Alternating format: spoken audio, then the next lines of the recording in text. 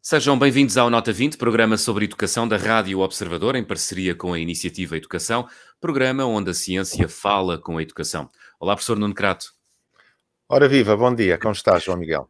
Tudo bem, professor. O programa desta semana é sobre os resultados do TIMSS, um instrumento de avaliação externa de desempenho dos alunos, cujos resultados foram conhecidos esta semana. Já vamos detalhá-los. Primeiro vamos ao inquérito que colocámos no Twitter na semana passada e a pergunta que fizemos aos nossos ouvintes foi a seguinte: o TIMSS é diferente do PISA? 60% respondeu que sim e 40% respondeu que não. Professor Nuno Crato, qual é a resposta correta e porquê?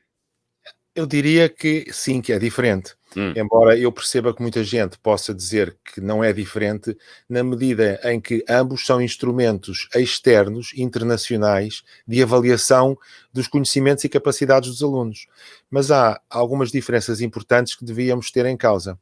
O TIMSS avalia os conhecimentos dos alunos e a sua capacidade de aplicação com base curricular, ou seja, tenta avaliar aquilo que vem no currículo, sendo o currículo uma espécie de denominador comum de currículos de vários países, e sendo acordado o que é esse currículo e que irá ser avaliado, enquanto que o PISA avalia essencialmente as capacidades, eles chamam competências, as capacidades da atuação na sociedade, ou seja, dos conhecimentos necessários para a atuação na sociedade. Depois há outra grande diferença, é que o PISA destina-se aos jovens de 15 anos, estejam eles onde estiverem, e o TIMSS na escola, e o TIMSS destina-se aos jovens de 4º ano de escolaridade, em matemática e em ciências, ou agora posteriormente do 8º ano de escolaridade em matemática e ciências, e ainda existe o chamado TIMSS Advanced. Mas é interessante vermos esta grande diferença, que é o TIMSS reflete muito mais o que se passou na escola, enquanto o PISA procura refletir no fim do nosso 9º ano, que era antigamente a escolaridade obrigatória, aquilo que os alunos são capazes de fazer. Portanto, o conjunto de coisas que eles retiraram da escola em termos de aplicação prática. É preciso perceber que o PISA, quando foi concebido, foi numa altura em que a maioria dos países da OCDE, ou grande parte, eu diria um número muito grande de países da OCDE, tinham a escolaridade obrigatória que acabava ao 9º ano, e portanto, ou à volta do 9º ano, e portanto era aquilo que os jovens estavam prontos a fazer na entrada da sociedade, se não prosseguissem os estudos. Portanto, há estas duas grandes diferenças, um é de idade, o outro é de ano de escolaridade, e um é mais genérico, mais de aplicações, e o outro mais ligado ao currículo. Mas são, ainda assim, dois bons instrumentos para avaliarmos até o sucesso educativo do nosso país.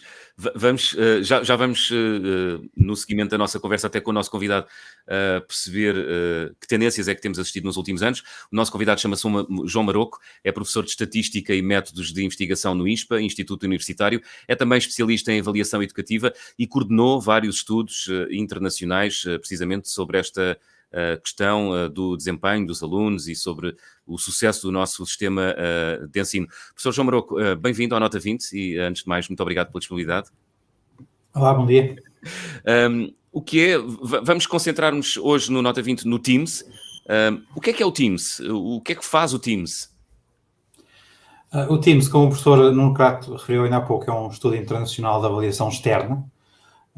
O TIMSS quer dizer Trends in International Math and Science Study. Portanto, é um estudo que avalia as tendências internacionais, matemática e ciências no 4º ano. Portugal tem participado essencialmente no 4º ano e no 8º ano também. E, portanto, o que o estudo faz é, utilizando um referencial que é definido pela EA, avalia aquilo que os alunos conseguem fazer no 4º ano a matemática e ciências, e tem feito isto desde 1995. Apesar de Portugal só ter participado nas últimas 3 edições e em 1995, o estudo realiza-se de 4 em 4 anos e envolve mais de uma meia centena de países em todos os anos. E é baseado em perguntas que são dirigidas aos alunos ou é nos resultados? Como é que é feita a obtenção dos resultados deste estudo, professor João Maroco?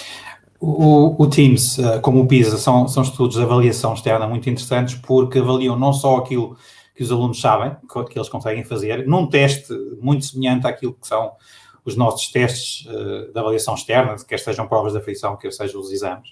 Mas, para além disso, ou seja, para além de avaliar aquilo que os alunos conseguem fazer no teste, o Teams também tem um conjunto de questionários às famílias, aos alunos, às escolas e aos professores, que tentam enquadrar o desempenho dos alunos na sociedade nos resultados socioeducativos da escola.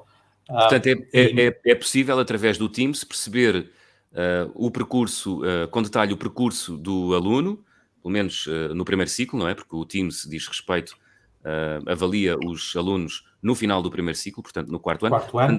Dá-nos uma boa radiografia do desempenho do aluno e do meio onde ele está inserido também. Exatamente. Desculpa interromper, mas há, por exemplo, um estudo que nós já discutimos aqui, foi um estudo sobre o chamado efeito de ficção. Porque é que a leitura de textos literários é mais importante para o desenvolvimento da capacidade de leitura dos jovens do que outro tipo de textos.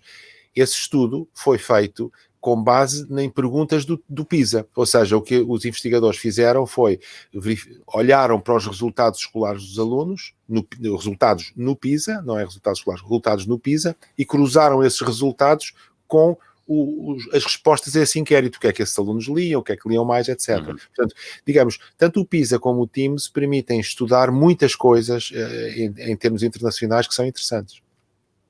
Professor João Maroco.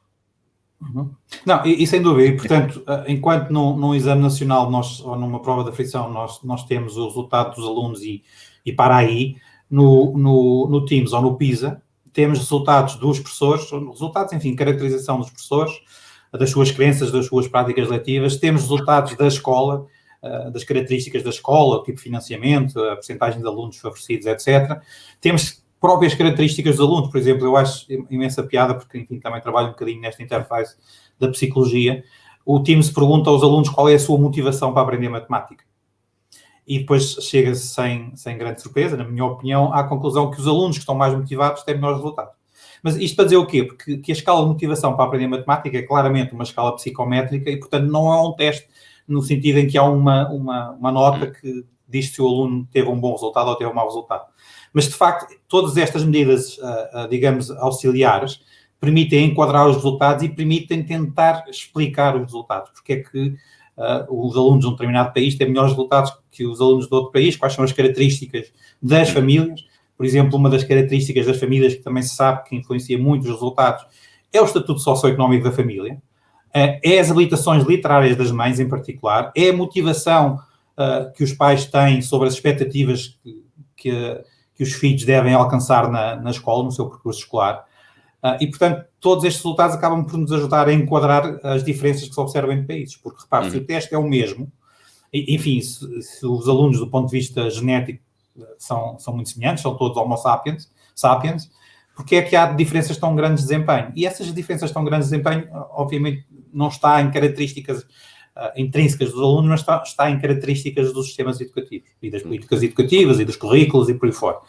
E o Teams, contrariamente ao PISA, deixa-me só dizer isto, faz isto que eu acho que é mais útil, ou seja, eu acho que a informação que os países conseguem retirar do Teams é melhor do que a informação que conseguem tirar do PISA, apesar do PISA ser bem mais conhecido, porque o Teams, de facto, faz esta avaliação quase 360 graus em torno do aluno. Uma das coisas que eu acho que é muito interessante que o Teams faz e o PISA não faz é uma análise da matriz curricular de cada um dos países. Quais são os tópicos que saíram no teste Teams que o país ensina no seu currículo ou não ensina. E isto é muito revelador de porque é que, por exemplo, em Portugal, no Teams 2011, as nossas crianças tinham resultados muito fracos na parte da análise de dados e em 2015 e 2019 subiram imenso. Porquê? Porque o currículo passou a incluir a estatística no primeiro ciclo e antes disso não tinha. E, portanto, de facto, este estudo é interessante nesse sentido em que não dá simplesmente o resultado de um aluno, mas dá dados suficientes para tentar explicar porque é que o aluno daquele país teve os resultados que teve. Muito bem. Então vamos à substância dos resultados obtidos por Portugal em 2019. Registámos uma queda na aprendizagem da matemática. Que outras tendências registámos neste Teams 2019, professor João Maroco? E que importa sublinhar?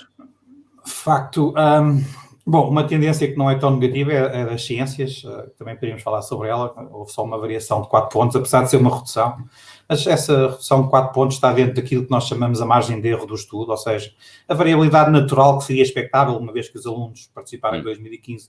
Tem pouca expressão estatística, não é? É, exatamente. Portanto, digamos que é um resultado que diz que o sistema estabilizou e que não há grande variação para além daquela que nós esperamos naturalmente na população. Infelizmente, no caso da matemática, a história é diferente. É diferente e para pior, infelizmente também.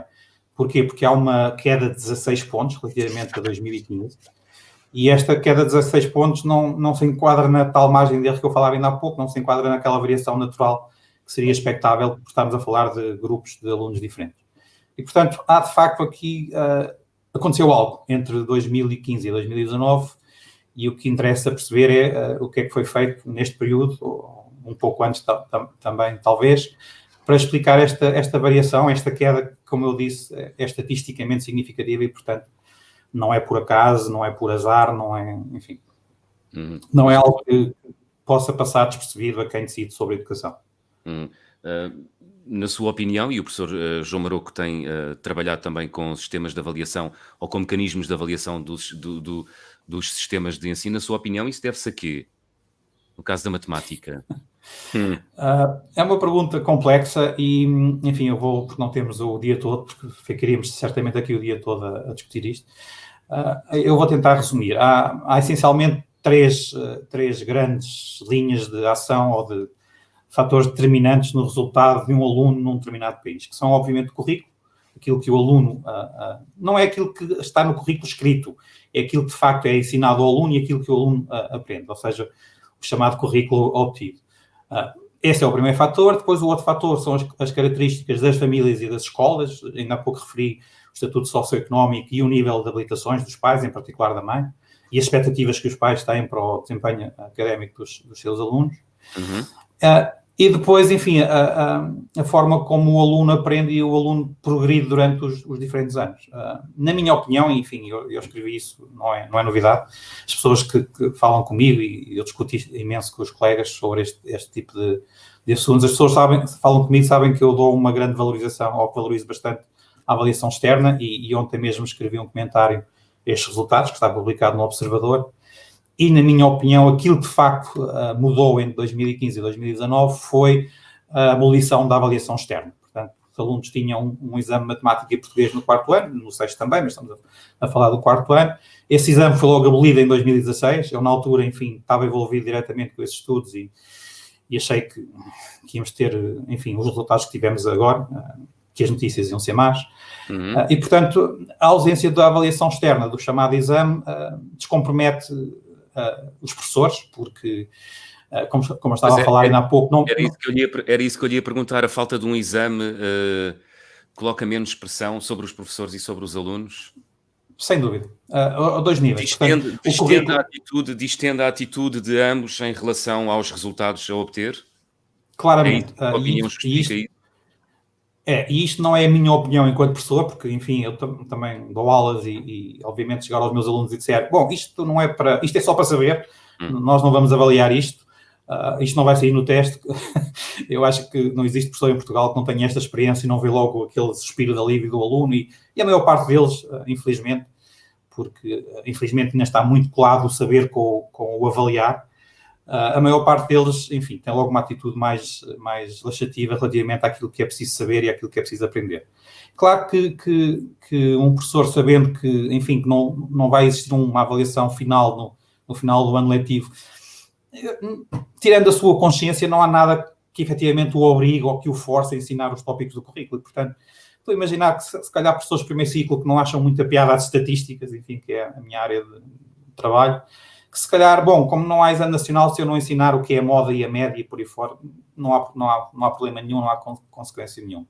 Claro que volto a dizer que isso continua a estar no currículo, portanto, os nossos currículos não sofreram alterações entre 2015 e 2019, apesar de o governo estar a preparar uma alteração ao currículo. Não me parece que o problema seja o currículo, parece que o problema é mesmo a falta desta motivação extrínseca às aprendizagens, que é os alunos saberem que vão ter que demonstrar os conhecimentos que adquiriram durante o ano letivo numa prova final e os professores, enfim, terem noção que é importante ensinarem todos os tópicos do currículo.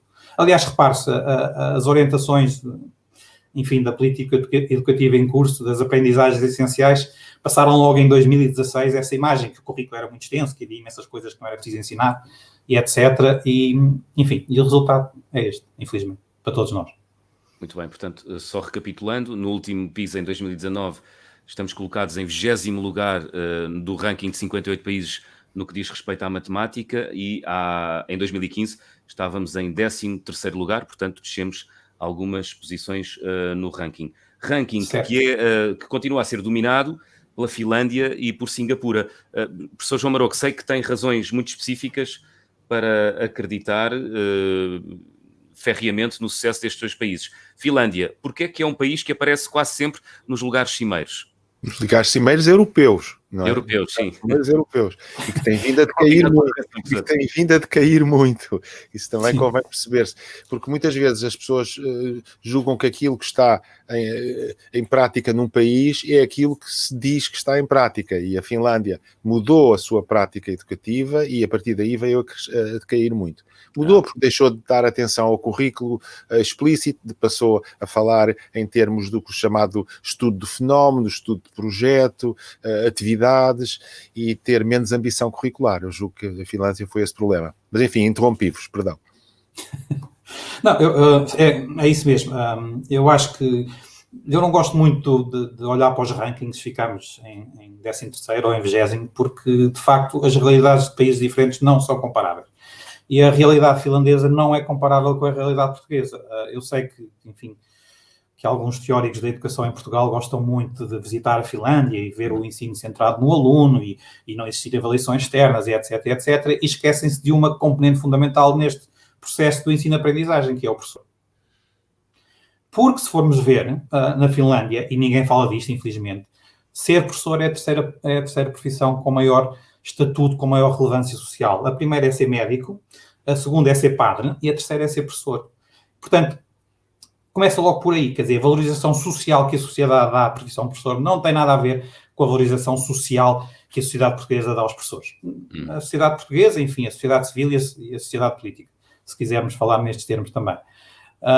E depois a forma como os professores são treinados e são selecionados na Finlândia. Na Finlândia, 10% dos candidatos às escolas superiores de educação são admitidos. 10%.